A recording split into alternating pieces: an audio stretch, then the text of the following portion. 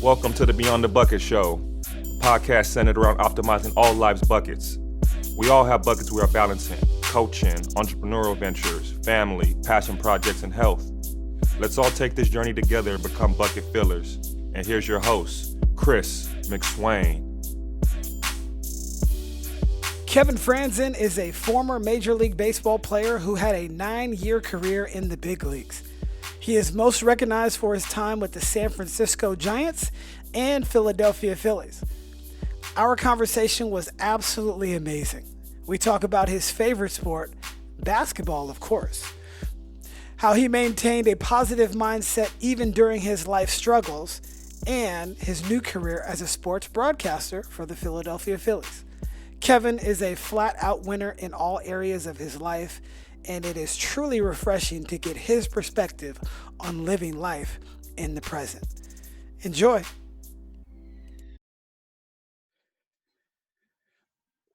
Welcome back to the Beyond the Bucket Show. We have a treat for you today. A Bay Area native, a Major League Baseball player, had a 9-year career, and now is on the Phillies broadcasting team. Welcome, Kevin Frandsen, to the show. What's going on, dude? Everything good? Everything's great, man. It's good to see you. I know, I'd love to do this in person, but glad we can get on nonetheless. This is what I think through this time we've learned is technology has always been great. And coming, from the Bay Area and being a Silicon Valley boy and understanding that technology is the top thing. Yep. To keep life going, as far as being able to do Zoom meetings, school being ran through, stuff like this, whether it's FaceTime, Zoom, or any other Microsoft Teams, something like that. You're looking at so many ways that our world, we're finding this to be a personal interaction. Absolutely. Instead of just like over the phone and being like, everything's good. No doubt. Like now I can see you and see your reaction and, doing these for myself. Yep. If I could see someone and I could read someone and be able to ask a question, if you didn't like it, you're like, okay, I'm going to back out. Right. But over the phone, you don't always get that. Absolutely. So I'm glad we get to share that time. Yeah. As I mentioned, Bay Area native, and you're currently housing in Jersey due to your current occupation. So tell me how that's like. And are you an East Coast guy now, or are you still a West Coast guy? Always be a West Coaster. Look, I've always been the one of the few athletes I feel like that goes around, and being able to play for a lot of franchises, mostly on the East Coast. Right. Not even mostly. I would say like half and half, obviously. Right. But and staying true to my Niners, my Warriors, the Giants, A's. It was both. Yep. And then my favorite franchise of all, the Sharks. Right. When I was playing in Philly a few years ago, I don't know if I made a mistake because I just love the Sharks. And I think it was 2012, if I recall. I just took the Sharks territory sign out to Citizens Bank Park. Oh, really? To the field in full uni. Plopped it down, took a picture, sent it out. It was amazing. The Flyers sucked at the time. So it's like, I don't understand why people were so mad, but being in this area, you understand the passion of sports and their teams. But again, they're real. They're passionate about their teams. Well, I'm passionate about my teams. I don't care if I'm, here living here now or not. I'm going to stay true to my teams. And I'm definitely not an East Coaster. I like it out here. Yeah. It's great, but it's not home. It's not the Bay Area. Yeah. Well, speaking of the Bay Area, you obviously grew up here, but there was a lot of sports that you played growing up, and people might not know that hoops was kind of your deal, before you got to high school, and I'd probably say your freshman year. Tell me about that. This is somewhat of a basketball podcast. Yeah. Got to get the hoops. Yeah. No, like hoops is always going to be my number one favorite thing in the world, as far as sports wise. My dad coached it. He started out Willow, Glen, Mount Pleasant, Live Oak, Leland, coached with Bob Burton over at West Valley. And then the last, 15 years over at Bellarmine. Yep. So go Bells. I have to do that to a Valley guy over here. Shame But but the whole thing is that my brother DJ was battling cancer off and on throughout his whole life. Yeah. And especially early on. Definitely gonna get into that. Especially early on in my life, I spent it with my dad, going to his basketball practices, going to his basketball games, and I just loved basketball. Everything was about basketball. Right. I played everything growing up. Played football when I got to high school. When I got to Bellarmine, and my freshman year, I played a little bit here and there. Coach Reese, who was just a great freshman coach, a great coach, but he was our freshman coach. Right. He put me in spots where a good coach would do, in places that, to succeed. Yep. And I think I told you this the other day. Basketball is one of those things where physically it is, I think, more important to be physically, prepared, like as far as being strong, and height doesn't matter, but strength wise, sure, over football. Right. Football, you can tackle a guy or hold on and then wait for people to come over and finish off the tackle. Right. Basketball, you extra help. Yeah. Yeah. And freshman year, I just got manhandled everywhere. I was tiny. I was 4'11", 110 pounds playing football. And then same thing goes into to basketball. Right. Over the summer, I thought I would grow. I grew a little bit, but I mean, I didn't put much weight on. Right. And it just became one of those things where football and baseball seem more realistic than playing basketball. And it hurt, but it was right. It wasn't like I was getting screwed in the whole situation. Yeah. I made the decision because I knew physically I was not capable of being a successful basketball player at that level at that time. Sure. And it wasn't about working on your game and doing this. I'm obsessed over, hitting in a batting cage and shooting hoops all day, every day. So it wasn't like one of those things where you're not working on the game. It's just like sometimes the physical part just not there all the way. Yeah. No, I think we're similar. We obviously played 3 sports. It's funny that we never met in person because we know we're in the same circles. Same circle. We're the same age, graduated the same year. I played football, basketball, and baseball pretty much through high school. I stopped playing baseball, and I really should have. Like I told you the other day, I probably should have continued to play baseball. That would have been my best opportunity.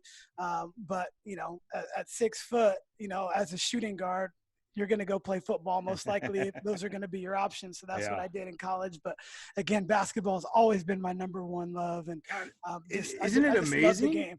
Like you can just talk, you talk basketball, you talk X's and O's, you can watch plays and how they're developed. Right. My dad and I, unfortunately at times, would be in the back of church, and let's just say at midnight mass, sometimes when we were younger, just went on a little too long, and Dad, I got this play. And you'd be like, not now.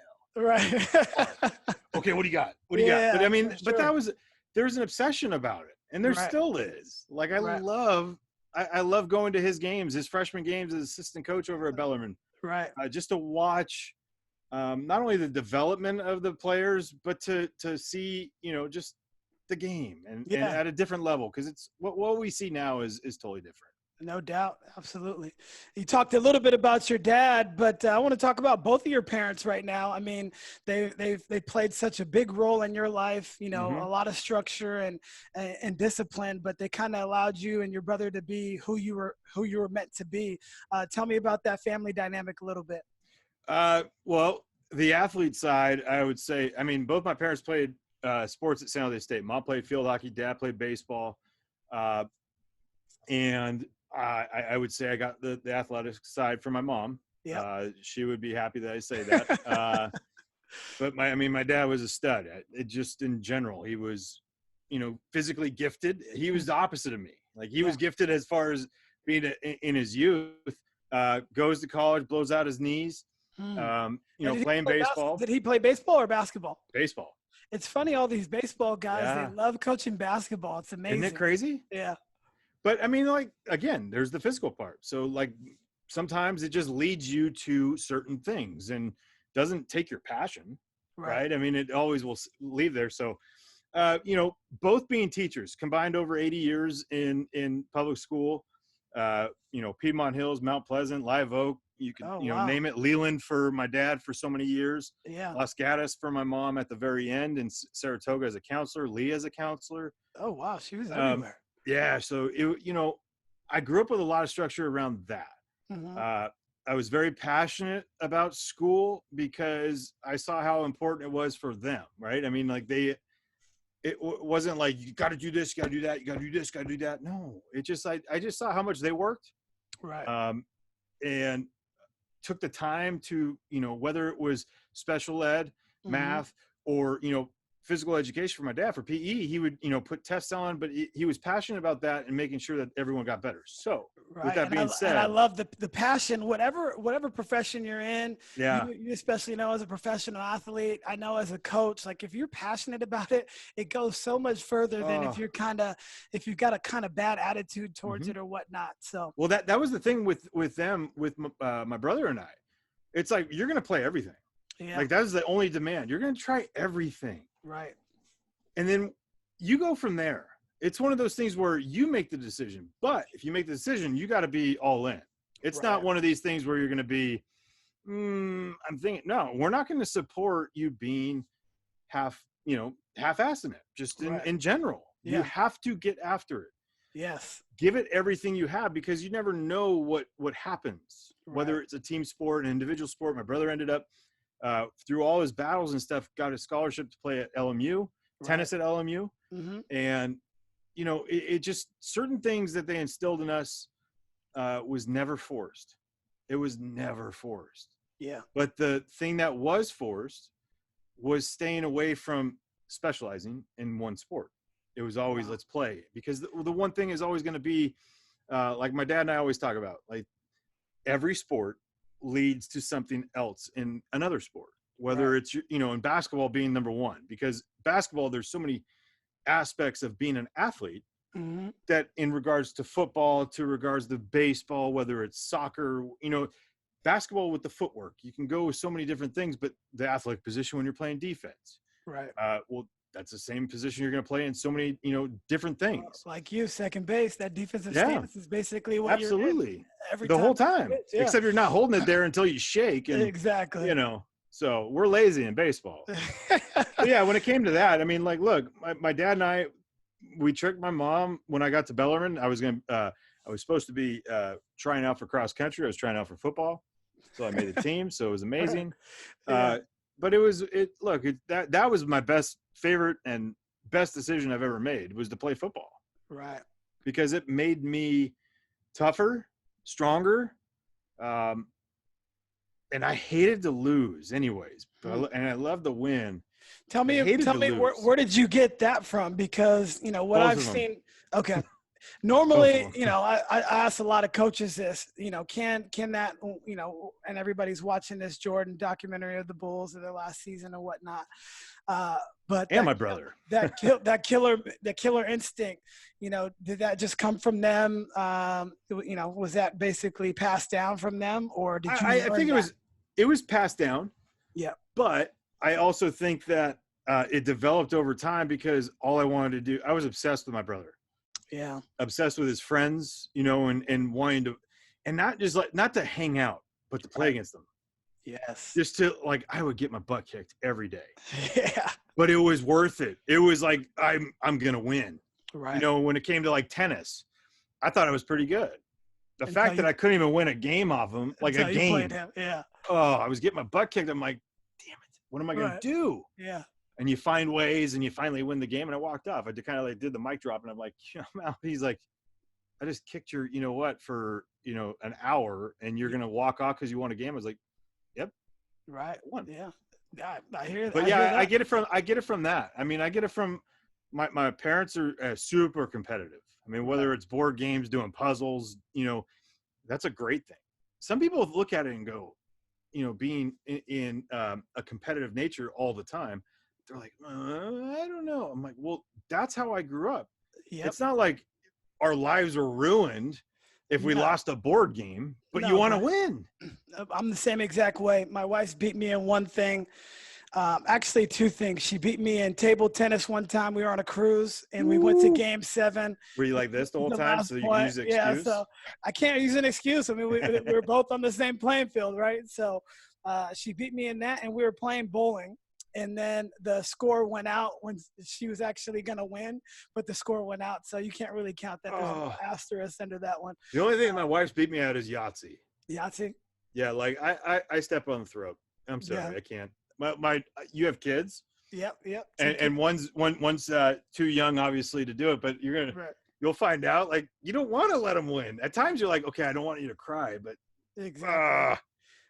My son, he's on his hoop now, and he goes up to try to dunk everything, and I'm just find a way. My wife's like, let him get one. No, learn the McHale up and under. But he figured it out. He got around my hand a couple of times, and then he was able to dunk it. But I love that competitive spirit. And you mentioned briefly your brother, that competitive nature that you guys had.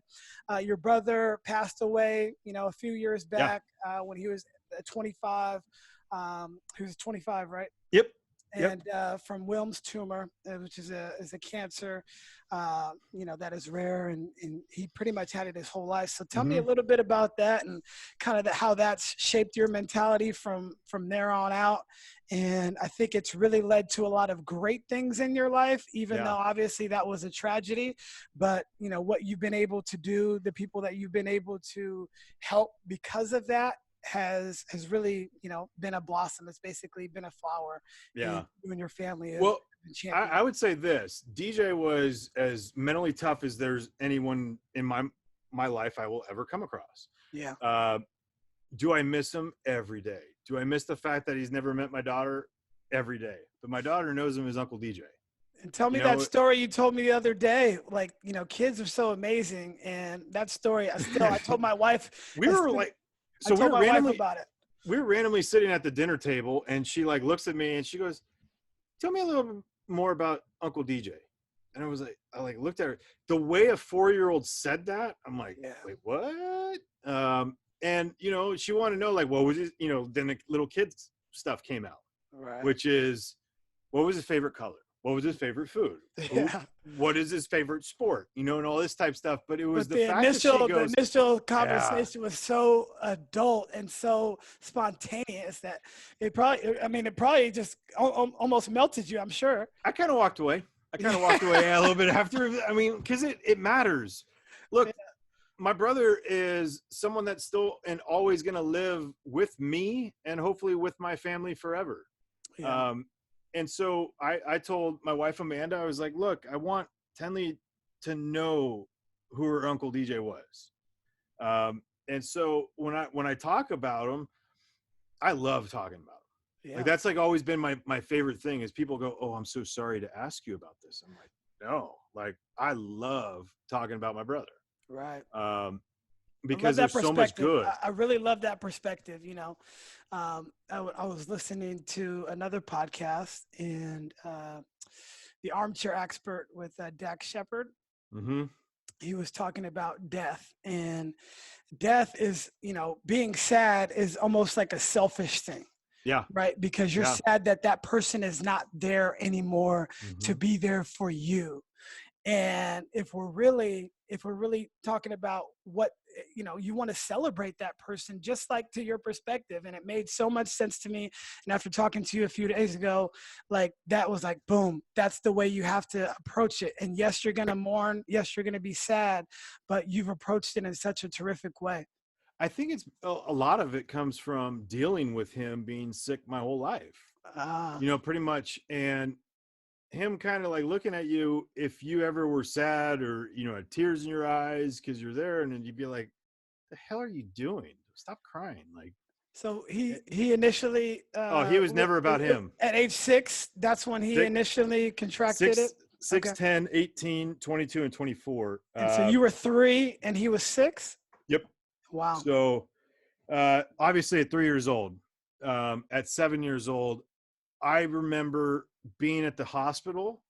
I don't remember how he was feeling. I remember what he looked like then. Right. I remember us being in his room playing Nintendo and learning with the, track and field. Right. the old track and field game where you get the spoon and you start doing this over the A and B and you got them going faster. I exactly know that. I remember that. And to me, that's the best. Yeah. Being able to remember those times, because like I just remember him being so selfless. It was always the same way. Right. The times that he would get mad at me were because I would feel down, and he never looked at it as a negative. There behind closed doors at times, probably, but never around us. Right. And always knew that, he was my biggest fan. Whether, when we got older in our years, he would be at chemo in the mornings, mm-hmm. and you'd never miss a game in college, high school. You'd never miss anything. And it was like, damn, like, all right, you can't be mad. Like, you can't feel bad for yourself. Right. But there's days where I took being the little brother in this situation out on the field, and it consumed me. At times you would say that the baseball was the way to get away from things, but at times, like, I just had nowhere to go at times, right. based on what life was throwing at us. And sometimes the emotions came out there, and you become a bad teammate because you're so consumed with your thoughts and your, competitiveness to, I got to do something, that maybe if I do something well here, he'll be, feel great, instead of thinking like he's always going to be proud. And so I want to follow up on that just a little bit. As athletes now, so that's one of the hardest things for athletes to overcome, the external factors that are weighing on them, and it is affecting who they are with their teammates, who they are on the court or field, just who they are in general. So is there a way that maybe a coach could have helped you through that? Did you have to go through it yourself? Like, somebody struggling in a situation like that, how would you help them, or, give them advice on how to get through it? Be you. However you're going to deal with it, you deal with it. So Chris, my biggest thing that I've always told people, it does not matter if it is my brother, it is your parent, it is your brother or sister. Mm-hmm. The one thing I will not, the only thing I don't take lightly in the whole situation is going, I know what you're going through. Because I don't. Because my brother is my brother. He's not your brother. He's not, right. Our relationship is personal. Sure. It doesn't make my relationship better than yours, or, this one over here. So I can't sit there and say, I know what you're going through. You need to try this. So my only thing is be you. Right. And whatever it may be that you need, that's for you. I'm not, so when it comes to the grief stuff or talking about how to deal with it with kids, and yeah, you want to be supportive and everything, but I can't sit there and say there's a script. Right. There's no blueprint, because a personal relationship like that, a friend can affect you like that. Well, that friend might not be the same friendship for the other. You know what I mean? So right. It's like, I can't sit there and say this is the way to do it. But what I can say is use it, and use that situation to help you, whether it may be baseball or whatever aspect of life. It doesn't have to be sport, but it could be school. Sure. But take whatever you had in that grief and take that to school, take that to whatever, and try to just be like this for a little bit. Try to relax in a situation where you're structured and everything. That's the only thing I would say. Right. Like, surround yourself, because look, we all consume ourselves with thought. Yeah. And that is a problem. But I'm not going to sit here and say there's a right way and a wrong way to do it, because it's all about whatever that personal relationship is to you, the person. Right.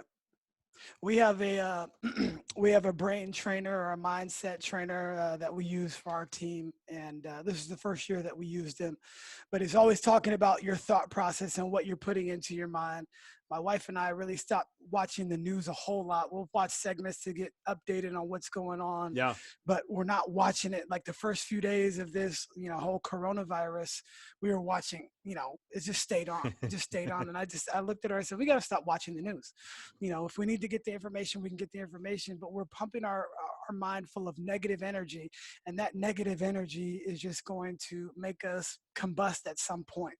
Mhm. And so, we try to tell the players to like, if they have a parent that is really on them, or they're going through something, they broke up with their boyfriend or girlfriend or whatever it may be, is to your point, take a step away, use that to motivate and fuel you to, increase your performance or increase Mhm. your grades or whatever it may be.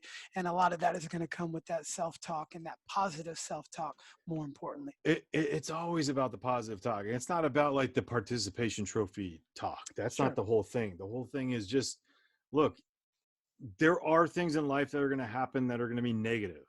Right. It's how quickly you can get away from that negative Sure. and turn it into a positive.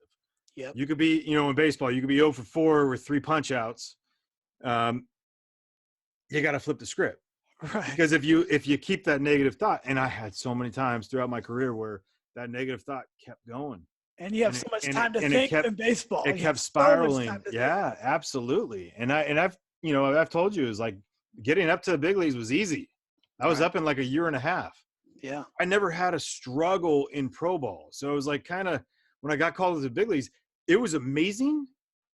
But when the first struggle happened and I hadn't had that at the pro level, I was just like, it just went, and I didn't know how to, I couldn't catch up for a while. Right. Well, I definitely want to get back to your brother and the foundation and the good things, and then, really talk about your faith, because it's been a trying time. But you did mention your career. What type of player were you in high school? Were you one of the better players in the WCL, which is obviously one of the best leagues in the entire country, especially for baseball and basketball? But what was your process in high school, coming in as a 4-foot-something freshman, and then finding your way to college? We're talking about the physical aspect of it, right? And baseball being one of those where being physical is not a huge deterrent early on. Right. I was DH for my freshman year, so really? I started second base and I was DH for. Huh. Yeah, and I raked my entire life. Like I could hit, but at that point, strength wasn't there. Sophomore year, played shortstop on the JV team, and had a good year. It was fine. Go to the off season or whatever, and summer ball, and play on the varsity team for the travel summer league, and had some success there. And then Coach Cunningham, who is a disciple and best friends of Sam Peraro, was teaching us so many things in there that was very, I'm going to say updated, because we were playing the small ball game. We understood how to play the game. My junior year, I didn't start until halfway through the year. He's very senior oriented, which that was a thing with him. And it wasn't like, you earn your way to play. Max Miller was the third baseman at that time. And, he happened not to show up to a practice or school or something that day, and I ended up starting, and that's all she wrote. I mean, I ended up hitting like 400 my junior year, and that we won CCS. That just goes to show you being patient and being ready for that opportunity. Always. And then when you get it, you make the most of it. You got to make the most of it. And a lot of people, they want to start as a freshman or a sophomore or be on varsity or whatever it may be. But if you just keep chopping wood every single day, guess what? The tree's going to fall down. And if you've prepared yourself, you'll be ready to step through that door and then make the best of it. And it sounds like you did. Obviously. Yeah, because if you're prepared, you're not nervous. Right. Like a situation comes, it's like, all right, here we go, and you're off. Like you just get going. I think, we won CCS my junior year, and I had a very good playoffs, and it just, the confidence level started to, rise. Yep. I ended up with our summer team. I ended up hitting like 500 with Bellarmine and take it on to my senior year. Well, football was one thing. You get baseball. We had 6-7 guys end up signing D1 scholarships I hadn't signed yet. And it just kept motivating me for the fact that I was pissed. Were you getting overlooked? Did you think? Yeah, I think I was, but at the same time, I didn't do anything great. I hit, I could rake, but it wasn't like I had elite speed. I had elite power. Right. I was really good defender, but it wasn't, at that different level that, you showcase. So I think at times, our shortstop, Nate Sutton, who might be one of my best friends from that team, he was so good. And he ended up, turning down a scholarship at San Jose State. I got that, and he went to Santa Barbara. Did you have any other offers? I didn't. Okay.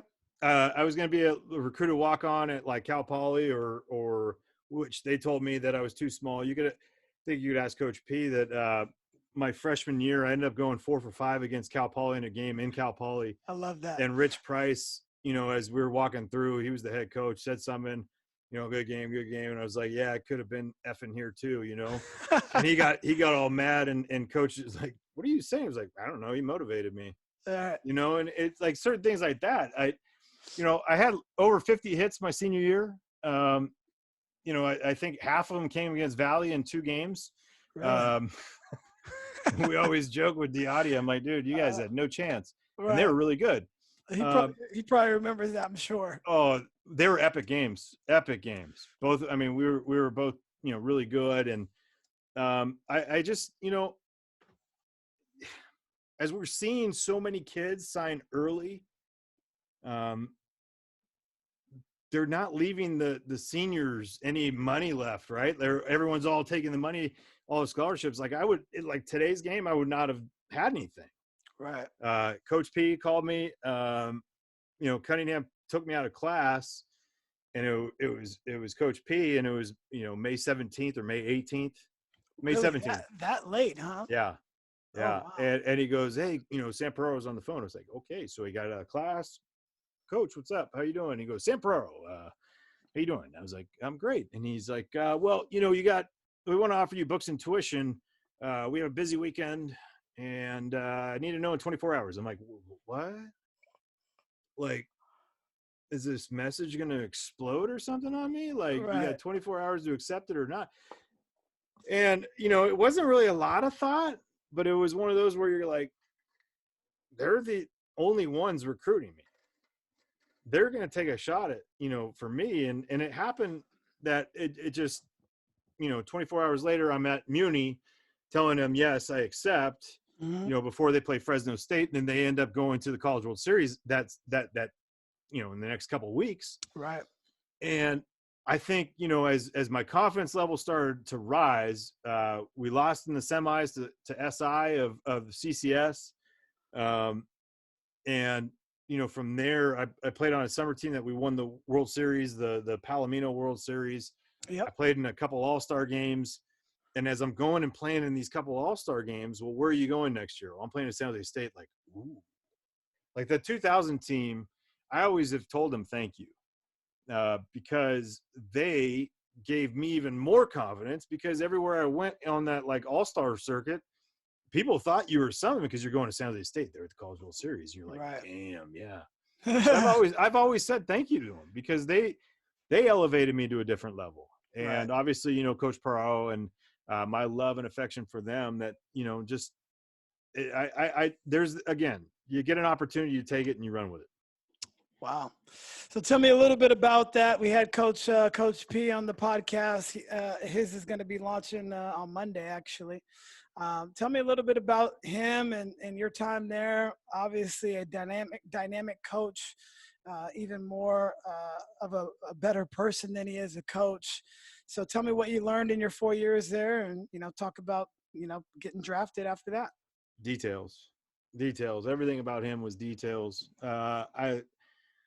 My love for that man, not only about just the baseball life, just who he is. Like you said, he's a better person than he is coach. And that's saying a lot because, close to 1,000 wins. And if you were, put all the high school, JC, and college, you put them all together. Over 1,000. Over 1,000.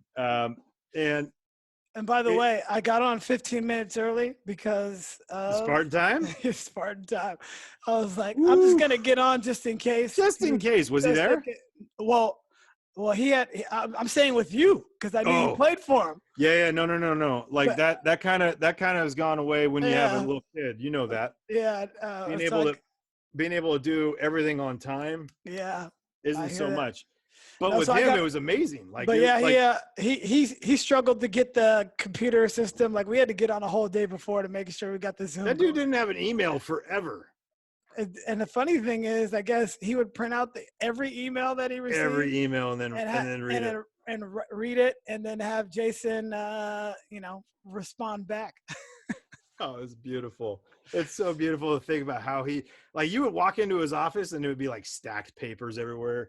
Right. And you're like, he has no idea where there's a thing called filing cabinets you could have, or a computer, mostly. Mm-hmm. You'd ask him where, he'd be like, oh yeah, hang on. Oh, here it is. And you're That's exactly where it's at. Yeah. Just playing. Look, here's the thing is that when you look at today's game and the analytics and everything, he wants to say that he's old school, and he's so old school. He does a lot of things by gut and feel, yes, but he plays the numbers. He was playing the numbers before a lot of people were. Mm-hmm. And he wasn't, everything is calculated in his mind. He's just not like a gunslinger on this thing, in my mind. Right. He could say something completely different, but he was someone that was so prepared that every situation was taken care of in practice. Everything. Wow. So when we talk about details, it was like, okay, so you're going to have this, and the guy's going to trip. And, now we're going to have a situation where, a first and third where, okay, you got this going, but the guy tripped. What are you going to do? He'd throw stuff in there and it gets you thinking. You're going, oh, why? We play 50 every day. And if you're a detail-oriented person or coach, in his case, defense was his specialty. Right. We were always in the top 5, top 10 in NCAA in all 4 years I played there. And there's a reason for it. We took care of business. We did all the details. But 50, the game of 50, you get 50 outs. And, there's some double plays involved, but every time you make an error, it flips all the way back. And it just got you thinking, and every scenario would be taken care of in that. So when the game happened, he'd be like, here we go. Who's going to panic right here? I'm going to push the panic button. Who's going to push it? Like 48, he's trying to get people to freak out. And half the time he would. And he would hit it to once he got to 49, he would make sure that he would hit at someone that I think was more reliable. That's about the only thing he eased up on. Right. But the challenge, the thought process, so if you're everything. At 49, you'd have to go back to 0? Oh, yeah. Whoa. Oh, yeah. You got to get 50 outs in a row. Oh, yeah. It was amazing. It was, you know what? The more I think about it, my sophomore year, how about this? My sophomore year, I want to say it was our second full practice. We got 50 on the first try, and it pissed him off. It didn't, because he's like, where do we go from here? so would he try to hit him in the gap, or where you guys couldn't get him? Or? It was all infield. Infield. Oh, so it's all gotcha. All us infielders. He would. I mean, you talk about you talk about a magician with a fungo. That man, he would just sit. He would sit there and be like, 2 hops off third base. And you're like, yeah, right. 2 hops off third base. Wow. And the guy could do whatever he wanted with it. And he would make sure that he would tell you that too. He'd be like, I can do whatever you want. I mean, I'm amazing with this thing. But it elevated your mind. Yeah. And I think when coaches do that, they understand the players that they have, number one, but number two, they elevate your game mentally. It's not about just the structure of, mechanically doing things. That's one thing. But the mental side, if you are mentally prepared beyond anything, you're gold in his mind. If it was he's not going to he'll get mad at you for a physical mistake, because the physical mistake at times was because you were, your feet weren't caught up to you to make a good throw, because mentally you were behind. Yeah. And so he wasn't about the physical mistake, but if there's certain things that he would, say that always came back to here, the mental side. And if you're a part of the mental side of baseball for him, you are 3 steps ahead. You know what the next pitch is coming. For me, I was always an extension of him. I felt like, because I thought it the same way as him. Right.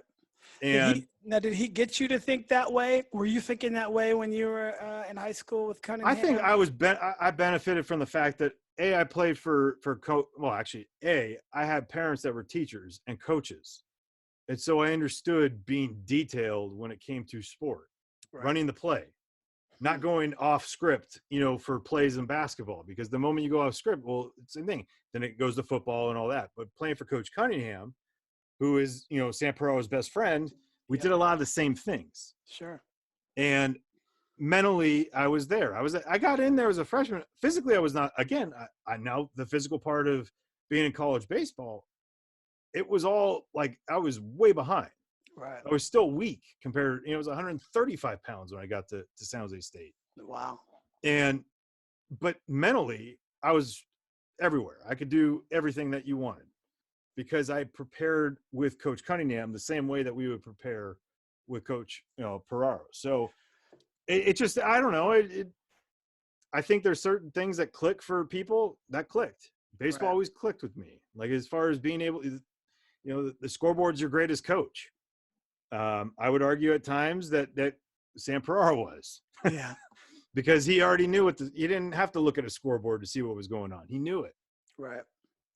Well, it's good to get that perspective from the athlete's point of view, because I've heard it from his, but I haven't heard it from too many of his athletes. You hear it from his son all the time, JP, but hearing it from you, JP. hearing it from you, it just kind of brings everything full circle, and it just makes more sense. I mean, I've been jotting down notes here, and the same thing goes. I had a notepad full of paper. Man, you got a book if you talk to him. Yeah. So tell me a little bit about getting drafted. I believe you went in the 12th round. Yeah. Was that expected? Was that too low? I thought I was going earlier. Okay. I did. I thought I was going earlier. I had a great junior year. Mm-hmm. Didn't get drafted. I had a who was he with at the time? Oh, the Rangers. Ranger scout called me in like the 20th round. DJ at the time was sick and in the hospital. So I was kind of like, I obviously the draft was there. I knew. He called and he's like, "Hey, we're going to take you in like the 22nd round. Will you sign for, $20,000?" I'm like, "No, like draft me. We'll see what goes on." Right. And he's like, "Well, we need you to be a guarantee that you're going to sign." I was like, "Make it 60 and I'll think about it." And he's like, "Oh, you're making the worst mistake of your life." I'm like, "No, I'm not." I'm like, number one, my brother's in the hospital. Number two, I'm going to graduate next year with a finance degree. Right. I'm like, I'll be making 60 out of college in like that. And he's like, "Oh, whatever." And I'm next to, long story short, I didn't get drafted. Go through the whole summer, play in Santa Barbara, elevate my game even more, play the senior year. We had, a very bad team my senior year, my junior and senior year. Team, not as far as talent. We just didn't have good teams. Right. And so, being drafted that year was just, it was, I'm not going to say a blessing, but it was a relief to finally have something that you attained, right? When it came to that. And it was the Giants. So that was huge. Growing up a Giants fan. Yeah. My brother was going through chemo at the time. He hadn't been doing much. He'd been in a coma. He'd gone through a bunch of things towards the end of my senior year. The day I got drafted, he hasn't walked without a walker or anything. He was outside waving around a towel, or it might have been his shirt. And he's like 115 pounds at the time and going nuts because, I got drafted by the Giants. And I'll never forget it. Like after about the 10th round, I got so, distraught. I was so mad. One of my best friends got drafted in the second round. I was elated. Matt Durkin. Yeah. Elated. It was one of the coolest things because he should have been a first rounder, but he was the second. I don't care. Right. He attained something. I was so fired up. But once we got, I remember him playing basketball. He's a hell of a hoopster too. Don't tell him that. He was good. He was really good. He was the best. He was really good. Big and strong and yeah. And, we get to the situation where I just was like, this is not going to happen. And like about the 9th round, 10th round, I go outside and start hitting our arcade just to get away, not listen to anything. DJ came out and he's like, "I think you need to come in. Like, I just feel like you need to come in right now. The Giants are picking soon. They're getting you." I was like, whatever. I'll walk in. And next thing you know, it's like number, whatever the number you're given. I have no idea what the number was. Right. The Giants select Kevin Frandsen. And it was like, whoa.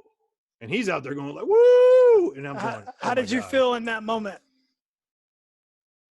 I think I was, honestly, I've always said, I've been more amazed that my brother was actually running around and doing stuff.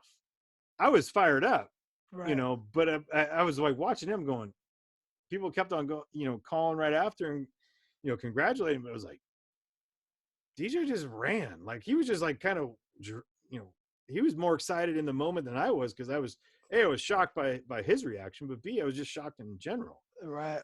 That it was the Giants. You know, it was one of those moments where I think when you get drafted, it's either, oh man, you get drafted and you're like, did it.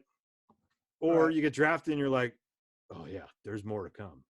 And I was on that page. Like I got more. I love the mindset. And so, you know, you were only in the minors for a short period of time. You got called up to the show relatively early, within a year and a half, right? Yeah. And you had some pretty good success early on, and you kind of making your way in the league. And then what happens? Struggle. Yeah. Slump. And didn't know how to corral it. Didn't know how to, you know, I've always said, you know, so many people ask me like, oh, playing for the Giants must have been the greatest thing. I was like, you know, it was to an extent. Playing at home wasn't easy. Not because of my folks or anything that was going on. It was just, nothing was, you know, playing at Bellamy, playing at San Jose State, first year in pro ball, I start out in San Jose, playing at San Francisco. It's just like it just, you know, everything was consuming me. It wasn't like, you know, going out and partying and doing that. It was like, no, I couldn't, I don't know. There was something about it. I can't pinpoint it. That's why I always tell Brandon Crawford, I'm like, what you have done is more special than what people will ever give you.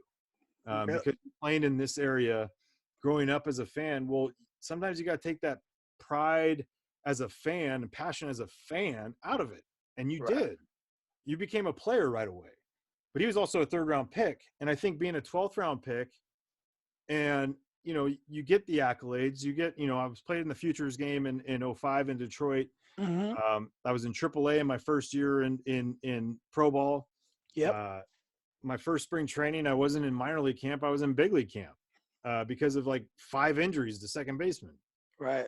And so I think a lot of it was me not being, I don't think it was the cockiness or the confidence. It was the fact that like you weren't thinking ahead. You weren't thinking about the big leagues.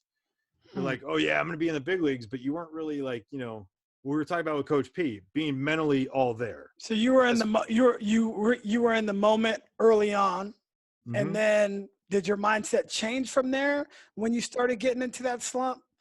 I think more or less it was, I think, being very coachable. You get a couple of things in your mind from, you know, every which way, and I wasn't going to say no. And I think it was a little bit of being unsure about certain things, because you're at a level that is one of the hardest things to attain. Right.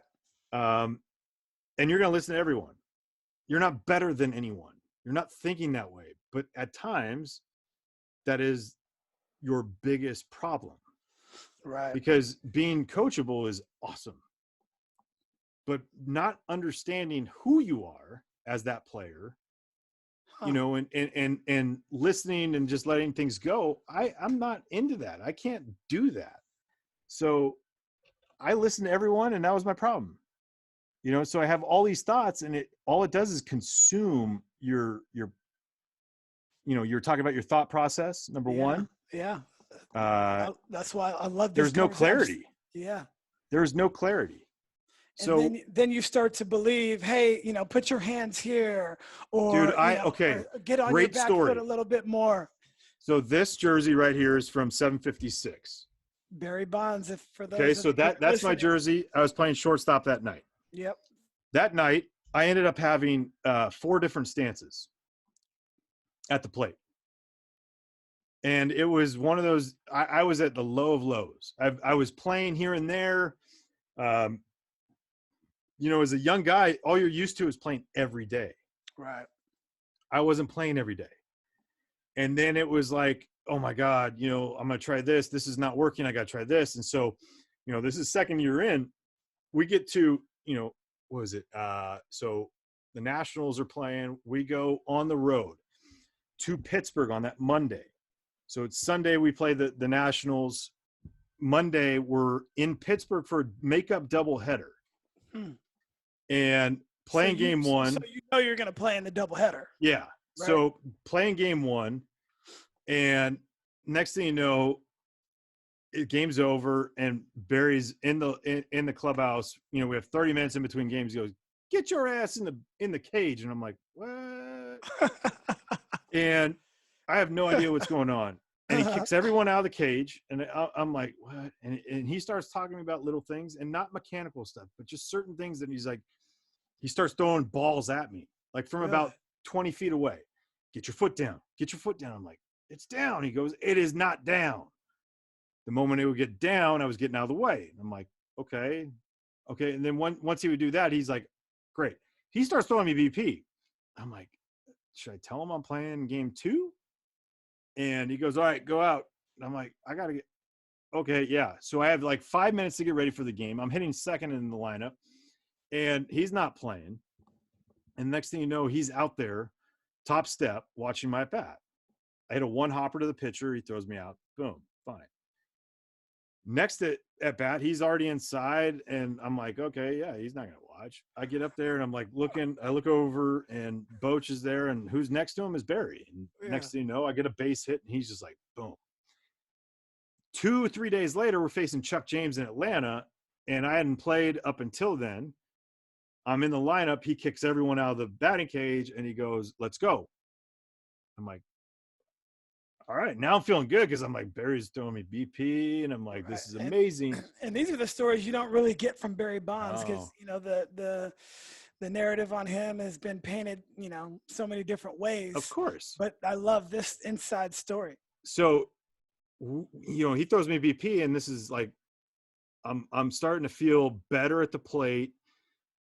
I think a little bit more than anything was him. The fact that he was taking the time and doing this. Yeah, of course. So Chuck James throws me a 3-2 changeup. I hit one down line, hit it off the foul pole. Homer. And I come in and he is so fired up. My next at bat, I shoot one to the right center field gap, and Francoeur makes an unbelievable play in the right center field gap. And I'm like, damn. But he's like, why are you mad? I'm like, well, and he goes, stop. Like, that was perfect. Get another hit. 3 days later, we're in Florida, and we're facing Dontrell. I'm in the lineup finally. He goes, get in the cage. Get in the cage. Was he playing during all these games, or those games he wasn't? Okay. So he's doing it, and we're playing in a day game against the Marlins at what was it, Joe Robbie Stadium at that time, and Dontrell throws a slider down and in, and I shot him. And then I get another base hit. And I get in the dugout after the next one, and he's like, you're good. I'm like, huh? No, I'm really not. He goes, no, you're good.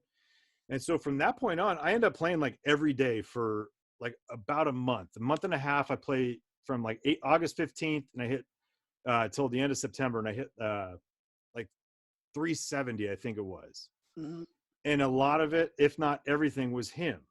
Like, not the mechanical stuff, but it was the fact that he took the time for me and gave me a confidence that, like, I was like, damn, you know what I mean? So I wish I had that early on. He believed in you when you didn't really believe in yourself at that time.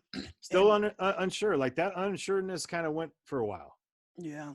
So it's like you tell any athlete, like, especially young kids, like that was like my one time being, coaching with Coach P at Willow Glen for a year. Yeah. Being a coach in a situation for a whole season, I didn't have one kid question anything. And I was like, that's amazing. And I knew that wasn't going to happen all the time, but I'm like, dang, like this was so much fun being able to talk to people and not about like, oh, you got to do it this way. You got to do it that way. I'm like, look, as a big leaguer, someone who's attained the highest of high goals, I'm like, there's a lot of failure in that. I don't teach off of success. I teach off of failures. 70% of the time you could be Derek Jeter, right? Oh, you're damn good then. So, yeah, I don't know. Getting to the big leagues and not understanding what it was like to struggle and then struggle and watch the snowball effect. I end up in 2011 being with the Phillies organization. I got suspended. Yeah. And then ended up, back with the Phillies, and we made the playoffs in AAA. Didn't get called up that year. Had a great year, in between everything.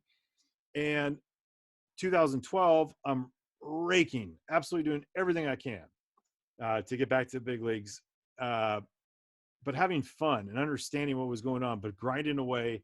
Ryan Sandberg calls me in the office and says, "You're going to the big leagues." And that moment was the first time I actually experienced being called up for the first time there. Yeah. Because everything happened so fast with the Giants. I didn't appreciate everything. Sure. This one I appreciated. And it was nothing about like, oh, see, it was just, it happened so fast with the Giants. Right. That it wasn't about reading press clippings. It wasn't about reading your own, anything on that. It was just, it wasn't my time to appreciate it, I guess. Well, the bounce back probably made it sweeter. It solidified the hard work, the dedication, the focus that it took to get to that point, then having it stripped away and then earning it all back. That's just an amazing story of just your perseverance, really. Well, yeah, but see, like, that's the thing is it wasn't stripped away. I gave it away. I think of what I always I love that perspective. You're always looking at it from that perspective. Like, when we talk, it's like, man, it's all about the positivity and, you're controlling the situation, not the other way around. Mm-hmm. And so many people are like, oh, this coach doesn't like me. This coach isn't going to and that's the BS of everything. That's the beauty of my parents. Like, I saw that side. I saw them deal with parents that were up in their business all the time about why their kid wasn't playing. Well, he's not good enough. Like, it's not about us. Yeah. Like, it's not us. Like, we want your kid to be great. Why? Because we want to win.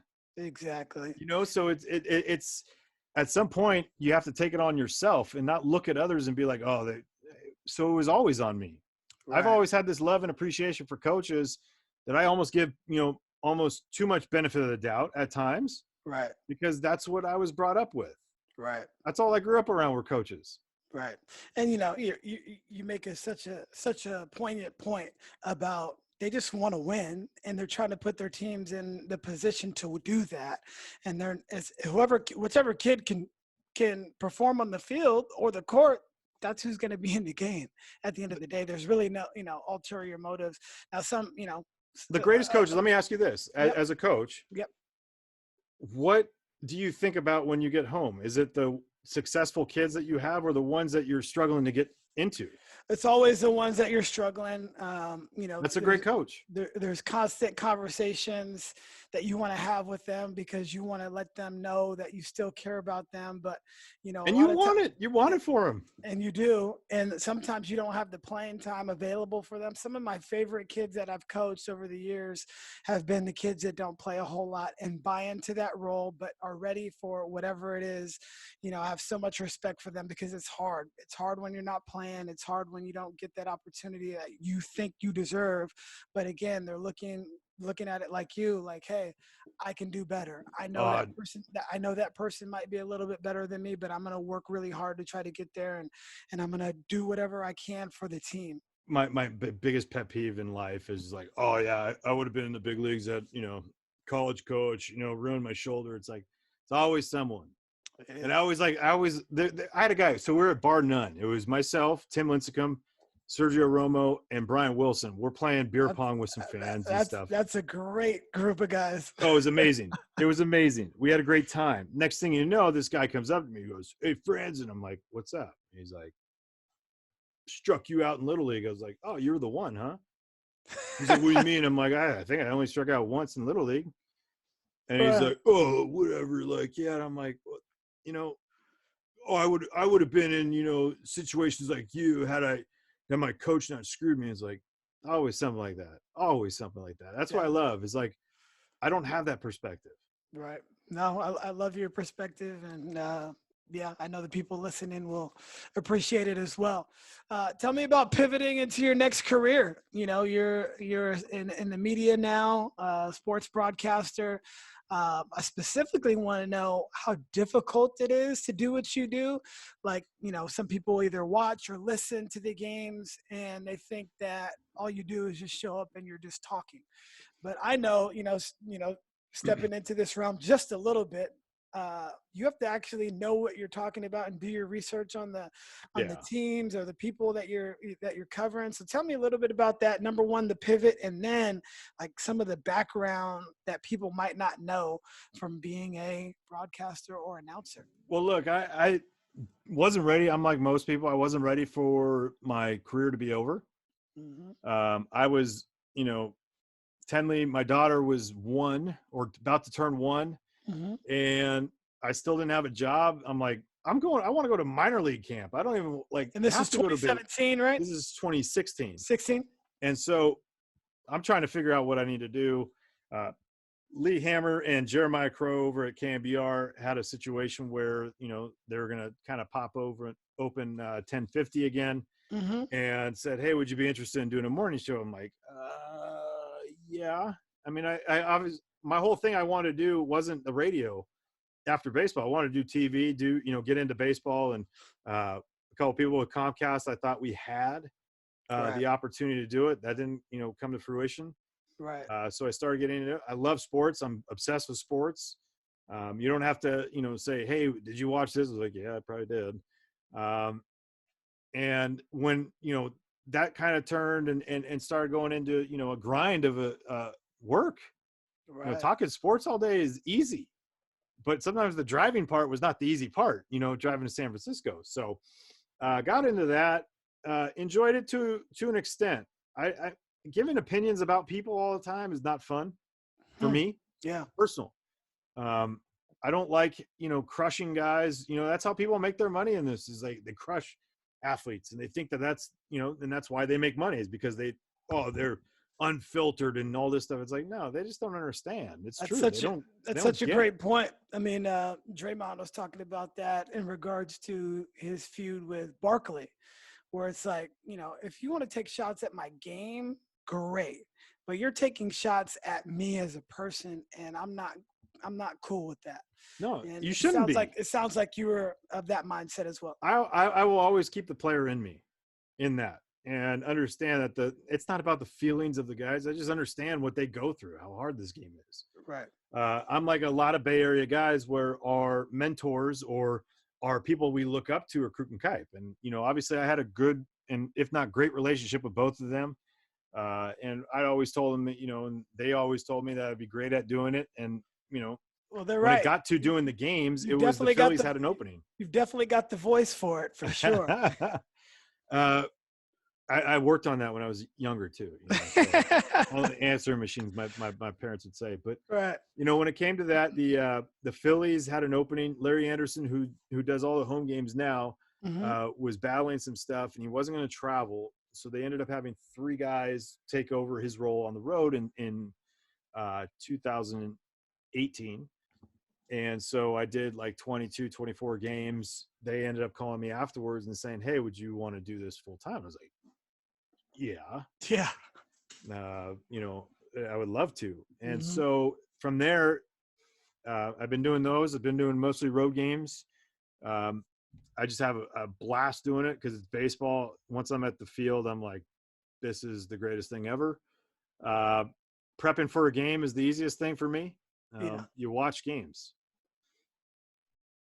You got to watch sports you got to watch more baseball games, and you understand it. You're like, okay, that's fine. Right. From that, I got like a MLB network radio, gig that I was doing. I do stuff for them, mm-hmm. and it made that perspective of understanding the entire game or like the entire scene even more. Right. So you're paying attention to everyone. Look, prepping for a game is fun. It's easy because it's passionate. Like things are easy when they're passionate. Right. When you're passionate about something, I'm not going to say you still work at it, but it's like, it's not hard work. It doesn't seem like work anyway. No.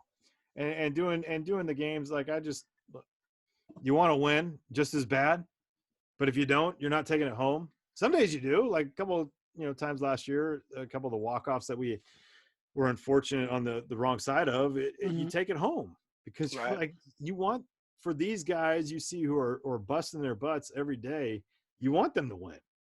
Right. And I want to call wins. I don't want to call losses. Sure. So, from there, it's just love it. And hopefully it's a long, gig that I get to do, but that's up to, not only myself, but the Phillies and the Philly fans. Right. Well, just your whole story, basically stacking on anything that happens in your life. Your parents set this foundation, and then you go to the next point, and then you go to the next point. It's always stacking, and the mindset has always remained the same. You know, aim straight and hit that target, and you've been hitting all your targets. Well, the whole thing more than anything is don't look too far ahead. You can plan ahead, that's fine, but like you got things that are right here in the moment. Stay in the moment, be Stay present. Carpe diem, right? Yeah. And so tell me a little bit about the DJ Frandsen. 19 for Life? Yeah, 19 for Life. Well, 19 for Life obviously was started once he passed away, but the 19 stands for he was born on May 19th. His favorite player was Dave Righetti, who wore 19. He battled cancer off and on for 19 years. And my first number in the big leagues was, well, actually it was 8, but Dave gave me 19. But more than anything, my first number in pro ball when I got to Salem Kaiser was 19, randomly. Like there was nothing, like he was still alive, so no one had any inclination on it. It was what was hanging in my locker. I was like, whoa. Wow. I just remember him saying, like, things happen for a reason. And he goes, that's one. And so we started this to more or less just make sure that his spirit stayed alive. Mm-hmm. We talk about him, but we do things to help others because he was always about others. He was never about himself. He was always about, whether it was my games, whether it was my dad's games, whether it was little kids like the, family friends that he was going to Little League games, it was always about other people. But so we always look at, for kids that have battled through adversity, whether it's, sickness or maybe something that was a hardship at home. And, every year we give a few scholarships away. We do a lot of stuff over at Lucille Packard Children's Hospital. Yeah. In the name of D, we've supplied the day hospital with chairs, recliner chairs. My mom and her friends go and decorate, some levels of Children's Hospital with decorations for the kids a couple times a year. We have the DJ Frandsen Memorial Endowment Fund over at Bellarmine. We have one over at Santa Clara. They have a 6-man award kind of thing for all managers and players in all sports at Santa Clara. They have the tournament. So, they have the tournament at Bellarmine. Yeah, so it's been an awesome ride. Sometimes we always talk about it. It's unfortunate that we have to have those, but they are. They are what they are. We're just thankful that the Bellarmine tournament has continued to go. I mean, we're going on close to 15 years of it. Yeah. And it's awesome to be able to talk about my brother. It's awesome to be able to watch people continue to come every year to our bocce tournament. Yeah. Or a wine event that we have. Are you doing a Campo de Bocce? I need that invite. You're in. You're in. Just don't get on Coach P's team. He's too competitive, man. Well, I might want to go against him. How about that? My in-laws have a bocce in their house, so we play quite often. It's amazing, isn't it? It's like it could go on for 5 hours and you have no idea. You don't have to be athletic, but you find out sometimes that the quietest of people are the most competitive people. Yeah, you're like, whoa, you kind of get me thrown back a little bit. I'm going on 15 years of, I think this year's number 15 we're going to do, right? I think it was, I don't know. We've got so many. And I haven't won it yet. So, prepping myself during this quarantine. All right. Well, maybe. Practicing the role. So, yeah, no, it's just, it's incredible. I thank you for asking me on that one because it matters and it always is going to matter. Right. And our goal is to continue it on. And we've raised close to $1 million and given away so much of it. And it's pretty cool. Great story. I appreciate your time. I don't want to take it all up. We can sit here and do this for hours. We got nothing scheduled. Well, let's make sure we hold some stuff for the next time when we can actually see each other. When you're on the road for the Giants, we'll come out and come support you. And man, it's just been a blessing to have you on the show.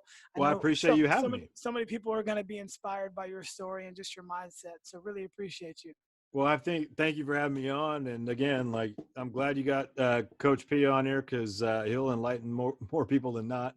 Definitely. And I hope people love that interview come Monday on. It's coming on Monday. It's funny because I sent him the link early and he's got over 100 downloads on it. I know you heard it already. Oh yeah. But he was so excited and juiced about it. But man, I mean, this has been great for me. Just getting that information from everybody, and it's so positive, and that's what I really love, especially during this time where things can be in dire need for a lot of people. Just having that positive outlook, no matter what the situation, you're gonna find a way out if you continue to chop that wood. So find a way to laugh every day. We will chat soon, my friend. Chris, thanks, man. Thank you for listening to the Beyond the Buckets podcast. Please remember to subscribe, rate, and share the show with your friends. And until next time, take care.